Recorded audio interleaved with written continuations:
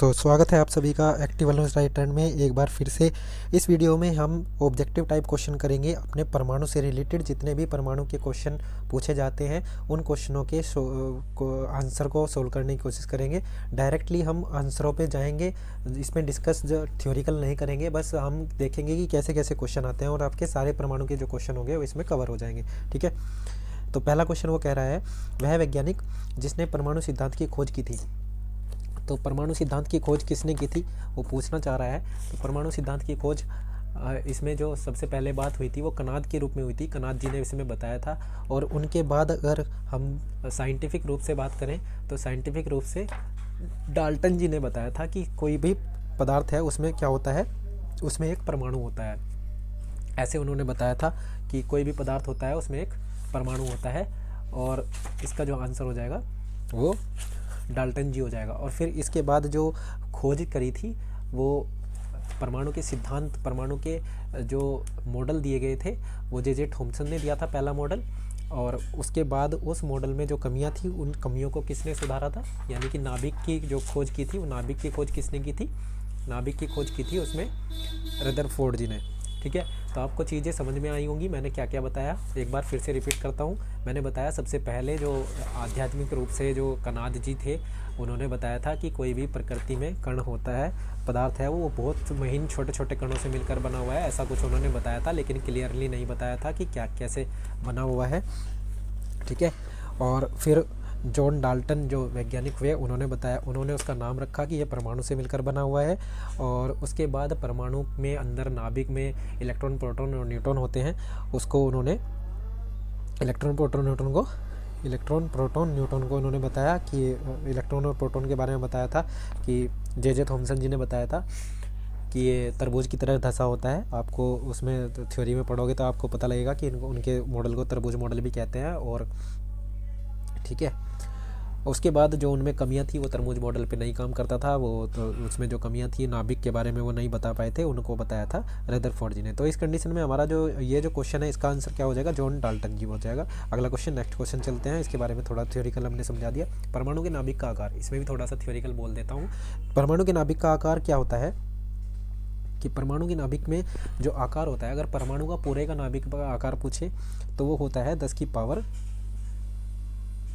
देखिए मैं लिख देता हूँ। देखिए अगर पूरे नाभिक का पूछेगा तो पूरे नाभिक का आकार क्या होता है, पूरे नाभिक का आकार थोड़ा बड़ा होता है। ठीक है, तो 10 की पावर -10 जाएगा। और अगर खाली पूरे परमाणु का आकार और खाली नाभिक का आकार पूछे तो 10 की पावर -15। अब देखो इसमें छोटा कौन है, इसमें छोटा ये है, तो नाभिक परमाणु के अंदर होता है तो छोटा कौन है, जो माइनस का होता है, 10 की पावर -15। ठीक है, और बड़ा कौन है, 10 की पावर -10। तो नाभिक का आकार कितना होता है, नाभिक का आकार बहुत छोटा होता है, जो हमें आंखों से दिखाई भी नहीं देता। उतना परमाणु का आकार उतना छोटा होता है, या नाभिक का आकार उसके अंदर भी उतने उससे भी छोटा होता है, 10 की पावर -15 नाभिक का आकार होता है, और परमाणु का आकार 10 की पावर -10 होता है। मैं समझता हूँ कि इसका आंसर आप अब लगा पाएंगे कि नाभिक का आकार पूछ रहा है तो 10 की पावर -15 हो जाएगा। ठीक है, अगर वो पूछता कि परमाणु का आकार खुद का कितना होता है तो 10 की पावर -10 आंसर होता। अगला क्वेश्चन देखते हैं, कौन अस्थायी कण है। तो अस्थायी कण जिसमें कोई आवेश नहीं होता, न्यूट्रॉन जो होता है उस पर कोई चार्ज नहीं होता, तो न्यूट्रॉन में इसकी बारी आ जाती है सी की।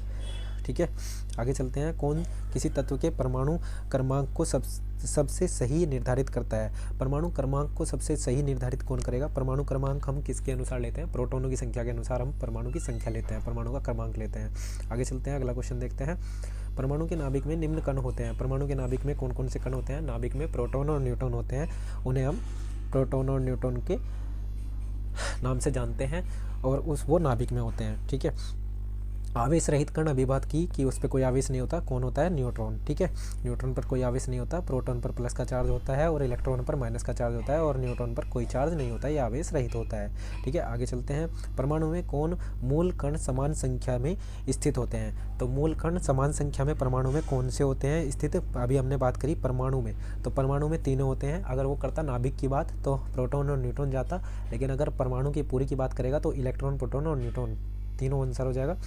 समझ पा रहे होंगे। सबसे पहले इलेक्ट्रॉन के आवेश का सफलतापूर्वक निर्धारण किसने किया, तो आवेश का निर्धारण किसने किया था ये याद रखना है, मिलिकन जी नाम जाता है। ठीक है, इलेक्ट्रॉन पर जो आवेश होता है माइनस चार्ज जो होता है उसका जो सबसे पहले बताया था वो मिलिकन जी ने बताया था। ठीक है, याद रखना। इलेक्ट्रॉन पर कितना आवेश होता है, माइनस में होता है, ये हमने बात कर ली थी, ठीक है। तो मेडिकल जी ने बताया 1.6 इंटू 10⁻⁻19, पहला ऑप्शन हो जाएगा। 1.6 इंटू 10⁻⁻19 आवेश होता है। आवेश किस में होता है, कूलाम में, तो इसे सी से डिनोट करते हैं। रदरफोर्ड के परीक्षण ने किसकी मौजूदगी को सिद्ध किया। अभी हमने बताया कि रदरफोर्ड जी ने क्या किया था, रदरफोर्ड जी ने जे थॉमसन के मॉडल को नेगलेक्ट करते हुए बताया था कि परमाणु में नाभिक होता है, और उन्होंने क्या किया था, एक लोहे की परत पर ऐसे किरणें गिरी थी, और उन किरणों का नाम क्या था, अल्फा किरणें थी, ठीक है। तो आगे चलते हैं। तो यहाँ पे हमारा आंसर क्या हो जाएगा कि उन्होंने क्या बताया था, उन्होंने बताया था कि न्यूक्लियस, ठीक है, परमाणु में न्यूक्लियस होता है, डी आंसर हो जाएगा। परमाणु विद्युत होते हैं, तो परमाणु विद्युत के ऋणात्मक परमाणु जो होता है वो विद्युत का क्या होता है, विद्युत का उदासीन रूप होता है परमाणु, ठीक है, विद्युत का उदासीन रूप होता है परमाणु। इलेक्ट्रॉन की खोज किसने की थी, यहाँ पर थोड़ा सा डिस्कस कर लेते हैं। इलेक्ट्रॉन की खोज, इलेक्ट्रॉन, प्रोटॉन, न्यूट्रॉन तीनों की खोज पूछता है, और इसमें प्रोटॉन का थोड़ा सा बिचलाव वाला काम है, और इलेक्ट्रॉन और प्रोटॉन न्यूट्रॉन को याद करने का जो तरीका है वो क्या है, ईंट पर नाच, ये आपने सुना होगा, ईंट पर नाच। तो यहाँ पे थोड़ा सा मैं आपको समझा देता हूँ कि क्वेश्चन गलत कहाँ होते हैं, जो ये ईंट पर नाच सब बता देते हैं, लेकिन क्वेश्चन गलत हो जाते हैं फिर भी। तो ईंट से टी से बनता है थॉमसन, तो पहले का आंसर हो जाएगा थॉमसन। अब यहाँ पे थोड़ा सा गौर करने वाली बात है, ये जो पर है इससे बनता है प्रोटॉन, और प्रोटॉन में रदरफोर्ड जी ने नाम दिया था प्रोटॉन का, ठीक है। खोज किसने की थी, खोज गोडस्टीन ने की थी, ठीक है, गोडस्टीन ने इसकी खोज की थी। तो गोडस्टीन याद रखना, खोज गोडस्टीन ने की थी। अगर गोडस्टीन खोजकर्ता का नाम पूछे तो गोडस्टीन थे, और नाम अगर पूछे कि नाम किसने दिया था तो रदरफोर्ड ने दिया था। और नाच से यानी कि हमारा न्यूट्रॉन नाच एन से बनता है, और इससे नाम बनता है चैडविक, ठीक है, जैसे बनता है चैडविक। तो चैडविक जी ने न्यूट्रॉन की खोज की थी, ठीक है, सॉरी प्रोटॉन की, ईंट पर नाच, सॉरी कन्फ्यूजन हो गया, ईंट पर नाच, तो न्यूट्रॉन की खोज की थी चैडविक जी ने, ठीक है। आगे चलते हैं, चैडविक जी ने किसकी खोज की थी, ये क्वेश्चन पूछ रहा है। तो चैडविक जी ने न्यूट्रॉन की खोज की थी, यह अब आपको क्लियर हो गया होगा। वैज्ञानिक किस मूल कण की खोज से जुड़ा है, तो किसी वैज्ञानिक के नाम पर एक मूल कण है, और उनका नाम है सत्येंद्रनाथ बोस, ठीक है। तो पॉजिट्रॉन की खोज किसने की थी, पॉजिट्रॉन की खोज एंडरसन ने की थी, यानी कि इसके अलावा भी कोई कण होते हैं, इलेक्ट्रॉन, प्रोटॉन, न्यूट्रॉन के अलावा भी कण होते हैं, पॉजिट्रॉन, ठीक है, न्यूट्रिनो, ये नाम होते हैं, ये आप पढ़ सकते हैं। तो यहाँ पे हमारा मेन मकसद है कि पॉजिट्रॉन की खोज किसने की थी, एंडरसन ने की थी। अगला क्वेश्चन देखते हैं, परमाणुीय नाभिक किसने खोजा, तो नाभिक किसने खोजा, रदरफोर्ड ने, अभी हमने बता दिया, ठीक है। भारतीय वैज्ञानिक जिसका नाम विशिष्ट मूलकण से जुड़ा है, तो उनका नाम बोस है, सत्येंद्रनाथ बोस, ठीक है। आगे चलते हैं। अगर वीडियो अच्छा लगे तो लाइक करें, सब्सक्राइब करें, शेयर करें, ठीक है। न्यूट्रॉन की खोज की थी, न्यूट्रॉन की खोज आपकी अभी हमने बताया कि चैडविक जी ने की थी न्यूट्रॉन की खोज, ठीक है। अगला क्वेश्चन देखते हैं, किसी परमाणु के नाभिक में न्यूट्रॉन नहीं होते, तो किसके परमाणु के नाभिक में न्यूट्रॉन नहीं होते, एक ही ऐसा तत्व है हमारी प्रकृति पर, ठीक है, हाइड्रोजन के नाभिक में न्यूट्रॉन नहीं होता, ठीक है, याद रखना। इलेक्ट्रॉन की तरंग प्रकृति की खोज सर्वप्रथम किसने की थी, इलेक्ट्रॉन की तरंग प्रकृति, यानी कि इलेक्ट्रॉन जो होता है वो तरंग प्रकृति के माध्यम से चलता है, और इसकी खोज किसने की थी, डी ब्रोगली ने, ठीक है, डी ब्रोगली ने की थी। तत्व के सबसे छोटे भागों को क्या कहते हैं, तत्व के सबसे छोटे भाग को परमाणु कहते हैं, ठीक है, यहाँ पे परमाणु आ जाएगा। आगे चलते हैं, डाल्टन के परमाणु सिद्धांत के अनुसार कौन सा सबसे छोटा कण स्वतंत्र रूप से रह सकता है, तो डाल्टन के परमाणु सिद्धांत के अनुसार सबसे छोटा कण स्वतंत्र रूप से रह सकता है, वो परमाणु बताया था, ठीक है, डाल्टन के अनुसार परमाणु था, ठीक है, याद रखना, डाल्टन के अनुसार परमाणु स्वतंत्र रूप से रह सकता है, जबकि फिर उसे नेगलेक्ट कर दिया गया था रदरफोर्ड ने कि परमाणु स्वतंत्र रूप से नहीं रह सकता, अणु स्वतंत्र रूप से रह सकता है, ठीक है। किसी परमाणु का नाभिकीय व्यवहार निर्भर करता है, तो किस पर निर्भर करेगा, उसकी बाहरी कक्षा में जो इलेक्ट्रॉन होंगे न्यूक्लियस के इर्द गिर्द घूम रहे इलेक्ट्रॉनों की संख्या पर, ठीक है। तीसरा ऑप्शन हो जाएगा कि उनके इलेक्ट्रॉन जितने घूम रहे होंगे उसकी वैसी ही प्रकृति होगी या व्यवहार होगा। द्रव्यमान, नाभिक का द्रव्यमान किस पर निर्भर करता है, कि किससे निकलता है, न्यूट्रॉनों की संख्या से, न्यूक्लियनों की। तो न्यूक्लियन से मतलब जो न्यूक्लियस है, यानी कि नाभिक है, उसमें जितनी संख्या है दोनों की मिला के, न्यूट्रॉन और प्रोटॉन की, उससे आपकी द्रव्यमान संख्या निकल जाती है, ठीक है। तो पहला ऑप्शन हो जाएगा अगला क्वेश्चन है, किसी परमाणु के द्रव्यमान और द्रव्यमान संख्या के अंतर को कहते हैं। किसी परमाणु के द्रव्यमान और द्रव्यमान संख्या के अंतर को द्रव्यमान स्थिति बोलते हैं। याद रखना, द्रव्यमान संख्या और द्रव्यमान, परमाणु का द्रव्यमान दोनों अलग चीज़ है, दोनों में अंतर होता है। किसी न्यूक्लियर कण में कोई द्रव्यमान और आवेश नहीं होता, किंतु परचक्रण होता है। तो किस न्यूक्लियर कण में कोई द्रव्यमान नहीं होता? अब यहाँ पे देखने वाली बात है कि द्रव्यमान नहीं होता और उसमें परचक्रण होता है। तो द्रव्यमान नहीं होता न्यूट्रिनो में, ठीक है। एक पदार्थ है, अभी हमने बताया न्यूट्रिनो, ठीक है। जो एंडरसन ने खोज की थी वो पॉजिट्रॉन था, ठीक है। तो उसके बाद न्यूट्रिनो का नंबर आता है और इस पर कोई आवेश नहीं होता और द्रव्यमान और आवेश नहीं होता इसमें, पर लेकिन प्रचक्रण करता है। आगे चलते हैं, किसी परमाणु के परिकिरण कर रहे एक इलेक्ट्रॉन की कुल ऊर्जा कैसी होती है? कुल ऊर्जा धनात्मक होती है, ठीक है। किसी परमाणु के परिकिरण कर रहे इलेक्ट्रॉन की कुल ऊर्जा उसमें धनात्मक होगी और चार्ज जो होगा वो ऋणात्मक होगा। किन किरणों के परिकिरण से नाभिक के आकार का आकलन किया जा सकता है? तो हमने बताया था अभी, तो अल्फा किरणों का उन्होंने, रदरफोर्ड जी ने अल्फा किरणें दर्शाई थी। नाभिक के धनावेशित होने की खोज किसने की थी? नाभिक के धनावेशित होने की खोज रदरफोर्ड जी ने की थी, ठीक है। नाभिक की खोज ही जब रदरफोर्ड जी ने की थी तो उन्होंने ही बताया था कि नाभिक ही धनावेश है पूरे परमाणु में, ठीक है। परमाणु का भार अंतर्राष्ट्रीय मानक किस पर निर्धारित है? यानी कि हम कौन से तत्व से परमाणु के भार को निर्धारित करते हैं? तो कार्बन 12 से हम उसे अंतर्राष्ट्रीय मानक के रूप में सभी तत्वों को जानते हैं और उसी के आधार पर सारी वैज्ञानिक स्थिति काम करती है। पॉजिट्रॉन का प्रतिकरण पॉजिट्रॉन किसका प्रतिकरण है? तो पॉजिट्रॉन जो निकल के आया है वो किससे आया है? पॉजिट्रॉन इलेक्ट्रॉन से निकल के आया है, ठीक है। पॉजिट्रॉन किससे निकल के आया है? इलेक्ट्रॉन से। आगे चलते हैं, न्यूक्लियस की द्रव्यमान संख्या सदा उसके परमाणु क्रमांक से अधिक होती है। तो द्रव्यमान संख्या किससे होती है? देखो, परमाणु और प्रोटॉन और न्यूट्रॉन के टोटल से बनता होता है द्रव्यमान। अब परमाणु क्रमांक हमारी प्रोटॉन की संख्या के जितना ही होता है, तो उससे तो अधिक ही होगा ना परमाणु क्रमांक से, तो न्यूक्लियस का द्रव्यमान। तो आप खुद समझदार हैं, तो बी आंसर हो जाएगा। आगे चलते हैं, किसे आणविक सिद्धांत प्रतिपादित किया? किसने आणविक सिद्धांत प्रतिपादित किसने किया था? आणविक सिद्धांत प्रतिपादित डाल्टन जी ने किया था, ठीक है। डाल्टन जी ने बताया था आणविक सिद्धांत, या परमाणु सिद्धांत भी बोल सकते हो, दोनों इन्होंने ही बताए थे सबसे शुरुआत में, ठीक है। आगे देखते हैं, ऊर्जा, संवेग और वेग, इनमें संबंध बताना है। तो संवेग बराबर होता है ऊर्जा बटे वेग, ठीक है। संवेग बराबर होता है ऊर्जा बटे वेग, तो डी आंसर हो जाएगा, और संवेग बराबर ऊर्जा बटे वेग। आगे चलते हैं, इसमें अगर वीडियो अच्छा लगे तो कमेंट करें, शेयर करें, और कुछ समझ ना आए तो पूछें। एक परमाणु में 2 इलेक्ट्रॉन 4 क्वांटम संख्याएं आपस में समान नहीं हो सकती, ये किसने बताया? तो पाउली का नियम है ये याद करने वाली बात है कि कोई भी क्वांटम संख्याएं, किसी भी 2 पदार्थ की क्वांटम संख्याएं बराबर नहीं हो सकती, ऐसा कुछ बताया था उन्होंने। रासायनिक तत्व के अणु के संदर्भ में चुंबकीय क्वांटम संख्या का संबंध किससे है? तो चुंबकीय क्वांटम संख्या का संबंध किससे है? चुंबकीय क्वांटम संख्या का संबंध जो है वो चक्रण से है, ठीक है। चुंबकीय क्वांटम संख्या का संबंध चक्रण से है। आगे चलते हैं, क्वांटम संख्या जो किसी कक्ष के अंतरिक्ष में अभिविन्यास की दिशा विनिर्दिष्ट करती है, तो कौन सी क्वांटम संख्या है? क्वांटम संख्या चुंबकीय क्वांटम संख्या, ठीक है। तो चुंबकीय क्वांटम संख्या इसमें आंसर आ जाएगा। किसी तत्व के रासायनिक गुण उसकी कौन तय करता है? रासायनिक तत्व अभी हमने बात करी, तो उसके रासायनिक गुण कौन तय करेगा? उसके रासायनिक गुण इलेक्ट्रॉनों की संख्या तय करेगी, ठीक है।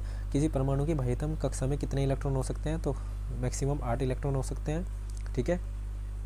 याद रखना, 2 8 18 32 से आप याद रख सकते हैं, आपको पता होगा 2 8 18 32 ऐसा कुछ उसमें बना होता है। जब थ्योरी पढ़ेंगे या आप पढ़ रहे हैं तो आपको पता होगा, आप वीडियो देख रहे हैं लगातार तो आपको पता होगा। एक परमाणु में इलेक्ट्रॉन 9 है और प्रोटॉन भी 9 है और न्यूट्रॉन 10 हैं, उसकी द्रव्यमान संख्या कितनी होगी? देखिए, जब द्रव्यमान संख्या हम निकालते हैं तो प्रोटॉन और न्यूट्रॉन दोनों को जोड़ देते हैं, तो 19 आंसर आ जाएगा, डी आंसर हो जाएगा, ठीक है। आगे चलते हैं, इस कंडीशन में जब हमें ऐसे दिया हो 88 RA 226, एक तत्व दिया हुआ है और इसका परमाणु क्रमांक कितना है, 88 है, और उसने पूछा है प्रोटॉनों की संख्या। देखिए परमाणु क्रमांक ही प्रोटॉनों की संख्या होता है, परमाणु क्रमांक ही प्रोटॉनों की संख्या होता है, न्यूट्रॉन और प्रोटॉन की संख्या। देखिए तो न्यूट्रॉन कैसे निकलेगा, परमाणु भार इसमें 226 तो है परमाणु भार, और परमाणु भार क्या होता है, न्यूट्रॉन और प्रोटॉन का टोटल। प्रोटॉन क्या होता है, प्रोटॉन होता है परमाणु क्रमांक। तो हम क्या करेंगे 226 में से, देखिए जो हमारा प्रोटॉन की संख्या है वो तो हमारी 88 आई गई, तो हमें न्यूट्रॉन चाहिए, तो 226 में से हम माइनस कर देंगे 88 को, ठीक है, तो 138 आ जाएगा। तो इसका आंसर क्या हो जाएगा, 138 और 88, ठीक है।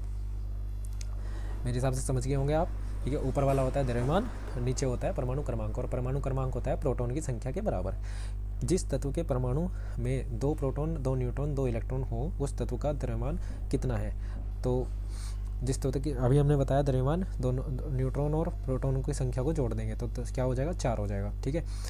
फिर से क्वेश्चन आया है, इसमें क्या पूछ रहा है, इसमें पूछ रहा है कि 19 के 40। अब देखिए 19 तो इसमें हो गया परमाणु क्रमांक, और इलेक्ट्रॉनों की संख्या पूछ रहा है। इलेक्ट्रॉनों की संख्या परमाणु क्रमांक के बराबर ही होती है, ठीक है, प्रोटॉन की संख्या के बराबर ही होती है, तो 19 ही इसका आंसर हो जाएगा, ठीक है।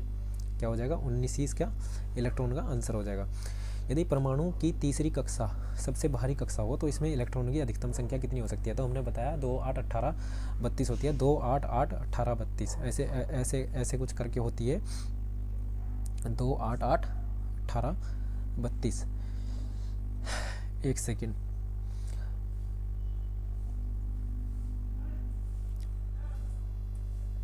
तो इसमें कितने हो जाएंगे, 18 हो जाएंगे, ठीक है। अधिकतम संख्या उसमें 18 हो सकती है।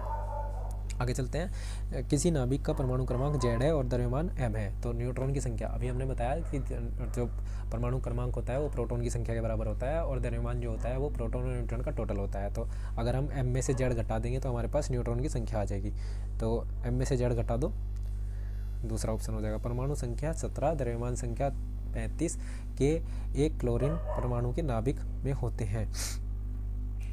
तो नाभिक में क्या होते हैं, क्या क्वेश्चन क्या पूछा है, परमाणु संख्या 17 और द्रव्यमान 35 के एक क्लोरीन परमाणु के नाभिक में होते हैं, तो कितने न्यूट्रॉन अगर पूछेगा वो, तो 35 में से 17 घटा के न्यूट्रॉन की संख्या आ जाएगी 18, तो इसका आंसर क्या हो जाएगा, 18 न्यूट्रॉन होंगे, ठीक है। इलेक्ट्रॉनिक विन्यास पूछ रहा है, ये इलेक्ट्रॉनिक विन्यास आपको पता होना चाहिए कि ऊर्जा स्तर के अनुसार भरे जाते हैं, 1s2 2s2, ठीक है, 2p6 p पे 6 होता है, और 2d10, ठीक है। तो इस प्रकार ये आगे बढ़ता है। तो इसमें कौन सा हो जाएगा ऑप्शन आपका, इसमें ऑप्शन हो जाएगा आपका बी, ठीक है। बी में ऐसे ऊर्जा स्तर बढ़ते हुए लिखा हुआ है। इलेक्ट्रॉनिक विन्यास किसका इलेक्ट्रॉनिक विन्यास है, ये हमें बताना है कि ये इलेक्ट्रॉनिक विन्यास किसका है। ये इलेक्ट्रॉनिक विन्यास Na और Na का है, ठीक है, Na और Na, Na और Na, ये इलेक्ट्रॉनिक विन्यास उसका है। इलेक्ट्रॉनिक विन्यास यानी कि क्वांटम संख्या या ऊर्जा स्तर के हिसाब से आप जब उसी चीज़ को जानते होंगे तो ये क्वेश्चन कर पाएंगे, ठीक है। परमाणु क्रमांक 20 वाले परमाणु का इलेक्ट्रॉनिक विन्यास, तो 20 वाले का क्या होगा, 2 8 और 10, ठीक है, 2 8 और 10, 2 8 18 से भरते हैं ना, तो दो पहली में और दूसरी में 8 10 हो गए, और फिर 10 बचे, 10 18 चले जाते हैं लास्ट वाली में, तो 10 हो जाएगा। आगे चलते हैं, कौन सी इलेक्ट्रॉनिक संरूपण धातु तत्व के लिए है। देखिए धातु तत्व में क्या होता है, 2 8 18 या 32, इनमें सबसे लास्ट वाली में पूरी 2 होंगे, 8 होंगे या 18 होंगे या 32 होंगे, तो वो धातु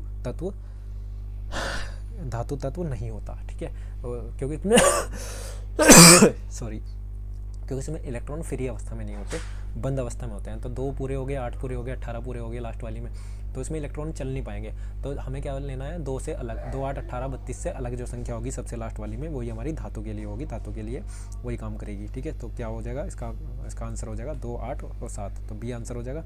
13 Al27 की इलेक्ट्रॉनिक संरचना, इलेक्ट्रॉनिक संरचना बतानी है, तो हमें क्या बांटना होगा, इसमें हमें बांटना होगा, इलेक्ट्रॉनिक संख्या बांटनी है, तो 13 इलेक्ट्रॉन होंगे, तो 13 को 2 8 और 3 से बांट देंगे, ठीक है, 2 8 और 3 से इसे बांटा जा सकता है, ठीक है, 2 8 3, इसमें आंसर हो जाएगा 2 8 3। ये भाई थोड़ा मोबाइल प्रॉब्लम हो रहा है, कौन सी इलेक्ट्रॉनिक संरचना सोडियम आयन की है। तो सोडियम आयन की इसमें से इलेक्ट्रॉनिक संरचना बतानी है कि सोडियम आयन के लिए कौन सही है। तो सोडियम आयन के लिए आपको उसका परमाणु क्रमांक पता होना चाहिए, ठीक है। आप पीरियोडिक टेबल में जाइए, वहाँ से थोड़ी मेहनत कीजिए और निकाल के लाइए, तब आपको 2 और 8 मिलेगा, 10 होता है, ठीक है। आगे चलते हैं। स्वर्ण पत्र पर किसके प्रकीर्णन के अध्ययन से रदरफोर्ड ने, अभी हमने बात कर ली कि अल्फा कण डाले जाते हैं। सीधा क्वेश्चन है। जब कोई इलेक्ट्रॉन उच्च कक्षा से निम्न कक्षा में जाता है, देखिए जब कोई उच्च कक्षा से निम्न कक्षा में इलेक्ट्रॉन जाता है, यानी कि बाहर की कक्षा से अंदर की कक्षा में इलेक्ट्रॉन जाएगा, तो वो अपनी ऊर्जा को घटाएगा, यानी कि वो अपने में से ऊर्जा को निकाल देगा। और अगर कोई बाहरी अंदरूनी कक्षा से बाहर की कक्षा में आ रहा है, यानी कि बड़ी कक्षा में आ रहा है, तो वो ऊर्जा को लेगा। तो इस कंडीशन में हमारा आंसर क्या हो जाएगा, जब कोई इलेक्ट्रॉन उच्च स्तर से निम्न स्तर की कक्षा में आ रहा हो तो ऊर्जा का उत्सर्जन होता है। अब इसमें से बताना है कि इसमें कौन सा इलेक्ट्रॉनिक विन्यास गलत है। ऑप्शन बताना है, 3 ऑप्शन दिए हुए हैं। देखिए जब हम इन्हें भरते हैं इलेक्ट्रॉन को, तो सबसे पहले जो ऊपर के जितने भी खाने होते हैं उनमें सब में ऊपर की तरफ वाले ऐसे सीन सब में भरेंगे, और फिर जब लास्ट तक भर देंगे तो हम फिर इनके जोड़े बनाने ऐसे स्टार्ट करेंगे, ऐसे, ठीक है, ऐसे स्टार्ट करेंगे इनके जोड़े। मेरे हिसाब से समझ गए होंगे, ठीक है। तो इसमें देखते हैं कि कौन गलत है। देखिए पहले वाले में गौर से देखिए कि इसने ये वाला सेकंड वाला लिया है, ये पहले ये वाला यहाँ ना आके यहाँ आता पहले, ठीक है, तो ये गलत हो जाएगा। ये वाला सही है, ठीक है, इनमें सब में पहले ऊपर के लिए भरा हुआ, फिर पहले से नीचे की तरफ के, ये वाला भी गलत हो गया, पहले वाले में नीचे वाला नहीं होगा, ठीक है। आगे चलते हैं। तो पहला और तीसरा ऑप्शन इसमें गलत हो गया, ये इसका आंसर होगा। सोडियम परमाणु के कोर इलेक्ट्रॉन की संख्या, सोडियम इलेक्ट्रॉन, देखिए कोर क्या होता है, सबसे अंदरूनी इलेक्ट्रॉन होते हैं, ठीक है। तो कोर इलेक्ट्रॉन की संख्या इसमें 57, कोर इलेक्ट्रॉन की संख्या इसमें 10 हो जाएगी, ठीक है। संयोजी इलेक्ट्रॉन क्या होते हैं, जो सबसे बाहरी होते हैं, कोर इलेक्ट्रॉन सबसे अंदर होते हैं, ठीक है। तो कोर इलेक्ट्रॉन हमने पढ़ लिया, और संयोजी इलेक्ट्रॉन इसमें संयोजी इलेक्ट्रॉन कितने होंगे, 2, ठीक है, सबसे बाहरी इलेक्ट्रॉन 2 आंसर आ जाएगा, ठीक है। एक तत्व के परमाणु में 19 प्रोटॉन है और 20 न्यूट्रॉन है, ठीक है, ठीक है। तो 19 प्रोटॉन और 20 न्यूट्रॉन है, इनकी द्रव्यमान संख्या क्या होगी। द्रव्यमान संख्या दोनों जुड़ जाएंगे, ठीक है, तो 39 हो जाएगी इसकी द्रव्यमान संख्या। आगे चलते हैं। एक तत्व की परमाणु संख्या 13 है, उसकी संयोजी इलेक्ट्रॉन की संख्या कितनी होगी। तो 2 8 से मतलब 2 8 हमने रख दिए, कितने बचे आगे, 3 बचे। तो संयोजी इलेक्ट्रॉन किन्हें बोलते हैं, सबसे बाहरी वाले को। 3 इसका आंसर हो जाएगा, ठीक है। स्थायी नाभिक क्या होता है। स्थायी नाभिक में न्यूट्रॉन और प्रोटॉन की लगभग समान संख्या होती है, ठीक है। वो स्थायी नाभिक होगा जिसमें न्यूट्रॉन और प्रोटॉन की लगभग समान संख्या होगी, बस ये याद रख सकते हैं आप, ठीक है। अगले में क्वेश्चन दे रहा है, यदि कक्षा की संख्या n हो। देखिए हम नाभिक बनाते हैं, नाभिक में क्या होता है, प्रोटॉन और न्यूट्रॉन होता है, उसमें कक्षाएं होते हैं ऐसे। तो ये फर्स्ट कक्षा, ये सेकंड कक्षा, KLMN ऐसे स्टार्ट करते हैं। तो इनकी संख्या पहली कक्षा में कितने इलेक्ट्रॉन होंगे, 2 में कितने, तीसरी में कितने। तो इसके लिए एक फॉर्मूला होता है 2n², ठीक है। n की जगह हम रखते हैं कक्षा की संख्या, जो सी कक्षा में इलेक्ट्रॉन भरने हो उसकी संख्या। तो ऑप्शन क्या हो जाएगा इसमें, इस कंडीशन में 2n²। इलेक्ट्रॉन तब तक युग्मित नहीं होते जब तक कि उनके लिए पर्याप्त रिक्त कक्षक समाप्त ना हो जाए। तो ये जो अभी हमने इलेक्ट्रॉन भर के देखे थे, ऐसे ये वाला हिसाब किसने बताया, ये पूछना चाह रहा है, ठीक है। ये वाला हिसाब किसने बताया है, ये बताना चाह रहे हैं। तो ये इसे बोलते हैं हुंड का नियम, ठीक है। क्या बोलते हैं, हुंड का नियम। हुंड ने कहा था कि जब तक वे हर एक कक्षा में एक इलेक्ट्रॉन नहीं भर जाता, तब तक दूसरा इलेक्ट्रॉन उसमें संयोजी इलेक्ट्रॉन नहीं आएगा, ठीक है। युग्मित नहीं होगा इलेक्ट्रॉन, ठीक है। अनिश्चितता का सिद्धांत हाइजेनबर्ग का है, अनिश्चितता का सिद्धांत, ठीक है, याद रखना। हाइजेनबर्ग ने अनिश्चितता का सिद्धांत दिया। इलेक्ट्रॉन जैसे छोटे कणों की स्थिति तथा वेग का युगपत निर्धारित नहीं किया जा सकता। इसे इलेक्ट्रॉन जैसे उसका उसके उसके वेग का, उसके पथ का पता नहीं लगाया जा सकता, ऐसा कुछ बोला था उन्होंने। तो हाइजेनबर्ग ने अनिश्चितता का सिद्धांत दिया था। अनिश्चितता उसे बोलते हैं किसी इलेक्ट्रॉन की गति का या फिर उसकी दिशा का पता ना लगाना, ठीक है, स्थिति का पता ना लगा पाना अनिश्चितता का सिद्धांत है, और इसे हाइजेनबर्ग ने दिया था, ठीक है। नाभिक की खोज रदरफोर्ड ने किस कण की सहायता से की थी? अल्फा कण के। इलेक्ट्रॉन पर आवेश की खोज किसने की थी? मिलीकन ने, ठीक है। ये हमारा ऑप्शन, ये दोनों क्वेश्चन पहले आ चुके हैं। वह कण जो न्यूट्रॉन को बांधे रखता है, तो न्यूट्रॉन को जो बांधे रखता है वो होगा आपका मेसोन, ठीक है। एक कण है जो न्यूट्रॉन को बांधे रखता है, न्यूक्लियन को, न्यूक्लियन से मतलब प्रोटॉन और न्यूट्रॉन को एक जगह बांधे रखता है, उसे बोलते हैं, उस कण को बोलते हैं मेसोन, ठीक है। खिंचाव रहता है वो नाभिक में, ठीक है, उसे मेसोन बोलते हैं, याद रखना। किसी तत्व की रासायनिक प्रकृति निर्भर करती है, तो रासायनिक प्रकृति किस पर निर्भर करती है? संयोजी इलेक्ट्रॉन, यानी कि उसके जो भारी कक्षा में इलेक्ट्रॉन होंगे उन पर निर्भर करेगी। किसी तत्व के रासायनिक गुण निर्भर करेंगे, अगर रासायनिक गुण की बात करें तो परमाणु की संख्या पर निर्भर करेंगे, ठीक है। आगे चलते हैं। न्यूट्रॉनों की खोज किसने की थी? न्यूट्रिनो की खोज किसने की थी? न्यूट्रिनो की खोज पाउली ने की थी, याद रखना। न्यूट्रिनो की खोज पाउली ने की थी।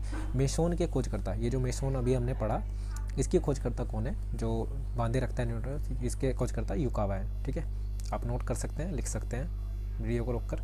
कॉपर के इलेक्ट्रॉनिक विन्यास, कॉपर के लिए आपको पता होना चाहिए कि कॉपर का जो परमाणु क्रमांक होता है वो कितना होता है, और इसके लिए क्या आंसर सही बैठेगा, इसके हिसाब से आपका AR3D10, ठीक है, 4S1 बन जाएगा, ठीक है। आगे चलते हैं। रदरफोर्ड के अल्फा कण का प्रयोग सर्वप्रथम क्या दिखाता है? तो नाभिक को दिखाया, ठीक है। आणविक कक्षा का अभिविन्यास किससे नियंत्रित होता है? आणविक कक्षा का अभिविन्यास किससे नियंत्रित होता है? चुंबकीय क्वांटम संख्या से, ठीक है। चुंबकीय क्वांटम संख्या, ये क्वांटम संख्या 4 प्रकार की होती है, आप पढ़ सकते हैं, क्वांटम संख्या के बारे में नॉलेज रख सकते हैं। एक परमाणु के 3 आधारभूत अवयव कौन से हैं? तो 3 आधारभूत अवयव आपको सबको पता है, इलेक्ट्रॉन, प्रोटॉन और न्यूट्रॉन, ठीक है। तीनों ऑप्शन हो जाएंगे, इलेक्ट्रॉन, प्रोटॉन, न्यूट्रॉन। एकदा आयनित कार्बन परमाणु, एकदा आयनित कार्बन परमाणु में नाभिक में क्या होता है? 6 प्रोटॉन होते हैं, 6 न्यूट्रॉन होते हैं, इसे एकदा आयनित कार्बन परमाणु बोलते हैं, ठीक है। कौन सा परमाणु का भाग नहीं है? कार्बन परमाणु का भाग नहीं है। तो जो हमारा फोटोन है, फोटोन जो इसमें ऑप्शन दिया है, वो फोटोन एक कण होता है, लेकिन वो कार्बन वो परमाणु से रिलेटेड नहीं है। तो इलेक्ट्रॉन, प्रोटॉन, न्यूट्रॉन तो तीनों परमाणु में होते हैं, लेकिन फोटोन नहीं होता। जब 2 इलेक्ट्रॉन एक ही कक्षा में होते हैं तो उनमें क्या पाया जाता है? तो 2 इलेक्ट्रॉन जब एक ही कक्षा में होते हैं तो वो विपरीत दिशा में चक्कर लगाते हैं, तो विपरीत चक्रण होता है, ठीक है। जैसे एक ही कक्षा है और एक इलेक्ट्रॉन यहाँ है, एक इलेक्ट्रॉन यहाँ है, तो ये इस तरफ घूम रहा है तो ये इस तरफ घूमेगा ऐसे, ठीक है। तो विपरीत चक्रण होता है, समान चक्र नहीं होता। किसे विभाजित नहीं किया जा सकता? ऐसा कुछ क्वेश्चन पूछा है कि किसे विभाजित नहीं किया जा सकता। तो जो हमारा फोटोन है, फोटोन जो कण है उसे विभाजित नहीं किया जा सकता, वो सबसे छोटा कण अब तक पाया गया, ठीक है। किसी तत्व की परमाणु की दूसरी कक्षा में इलेक्ट्रॉनों की अधिकतम संख्या हो सकती है, तो दूसरी कक्षा में इलेक्ट्रॉनों की अधिकतम संख्या 8 हो सकती है, ठीक है। 2, 8, 18, 32 से याद रख सकते हैं। कार्बन का परमाणु क्रमांक 6 और परमाणु 12 है, तो नाभिक में कितने प्रोटॉन होंगे? ठीक है, परमाणु क्रमांक के बराबर ही प्रोटॉन की संख्या होती है, ये हमने कई बार डिस्कस कर लिया है, तो 6 ही इसका आंसर हो जाएगा, ठीक है, पहला आंसर हो जाएगा। आगे चलते हैं। परमाणविक संख्या Z, द्रव्यमान संख्या A, परमाणु में इलेक्ट्रॉनों की संख्या कितनी है? ठीक है, तो परमाणविक संख्या और द्रव्यमान संख्या दी हुई है, तो परमाणविक संख्या के जितनी ही इलेक्ट्रॉनों की संख्या होती है तो Z ही इसका आंसर हो जाएगा, ठीक है। परमाणविक संख्या से मतलब प्रोटॉन की संख्या, ठीक है। 92 यूरेनियम 235 प्रोटॉन की संख्या, प्रोटॉनों की संख्या बतानी है, ठीक है। तो प्रोटॉनों की संख्या हमने बताया, प्रोटॉन की संख्या के आधार पर ही इसका परमाणु क्रमांक होता है, तो परमाणु क्रमांक क्या होता है? 92 होता है, और इसी 92 से हमारी क्या निकल जाएगी? प्रोटॉन की संख्या, यानी कि 92 होती है।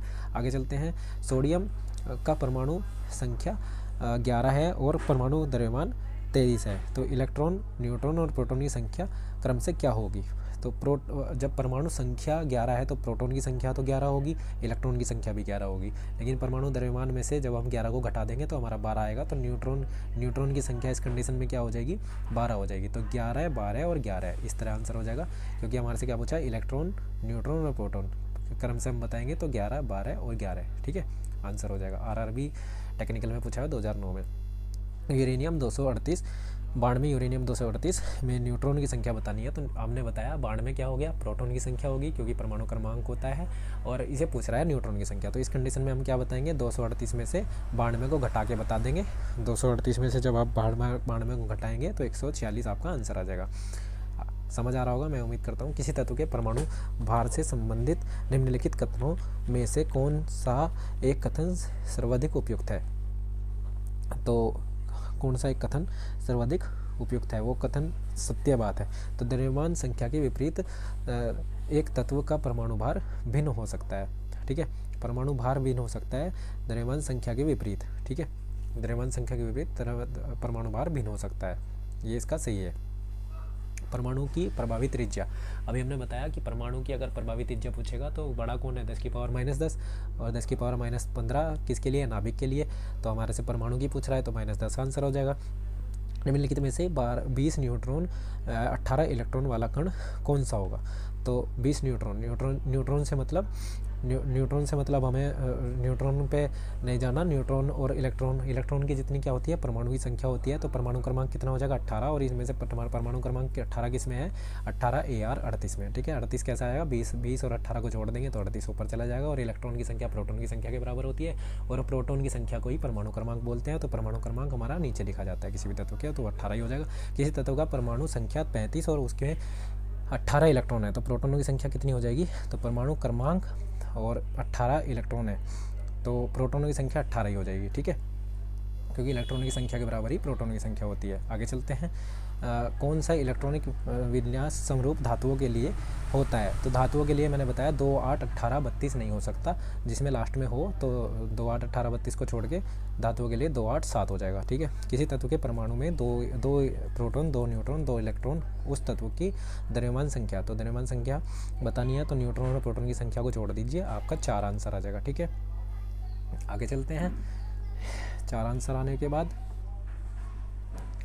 अगला क्वेश्चन कह रहा है ऋणात्मक परमाणु में प्रोटॉनों की संख्या क्या है। ऋणात्मक परमाणु में प्रोटॉनों की संख्या क्या है, तो परमाणु में इलेक्ट्रॉन की संख्या से कम। ठीक है, ऋणात्मक परमाणु किसे बोलते हैं, जो परमाणु इलेक्ट्रॉन की संख्या को अपने में लिए हुए होता है, एक्स्ट्रा लिए हुए होता है। तो इलेक्ट्रॉन की संख्या से उसमें प्रोटॉन की संख्या हमेशा कम होगी। ठीक है, जिसने इलेक्ट्रॉन बाहर से ले लिए हों उसे ऋणात्मक परमाणु बोलते हैं, और उसमें प्रोटॉन की संख्या इलेक्ट्रॉन की संख्या से हमेशा कम होगी। ठीक है, क्योंकि इलेक्ट्रॉन उसके पास ज़्यादा हो गए तो वो ऋणात्मक हो गया। नाभिक की खोज के लिए रदरफोर्ड ने जिस धातु के पतले पन्ने पर अल्फा कणों की बौछार की, तो उससे क्या पता लगा, जब धातु के पतले पन्ने पर उसने अल्फा कणों की, तो अधिकांश अल्फा कण क्या हुए थे, अधिकांश अल्फा कण धातु की पतली पन्ने को बिना विक्षेपित किए बाहर चले गए थे, यानी कि सीधे चले गए थे। तो अब उससे पता लगा था कि परमाणु का अधिकांश भाग खाली होता है। ठीक है, तत्वों की प्रकृति को ज्ञात किया जा सकता है। तो तत्वों की प्रकृति को किससे ज्ञात किया जा सकता है, इलेक्ट्रॉनिक विन्यासीकरण के द्वारा। ठीक है, इलेक्ट्रॉनिक विन्यासीकरण के द्वारा तत्वों की प्रकृति इलेक्ट्रॉन पर निर्भर करती है। बहुचर्चित गौड़ पार्टिकल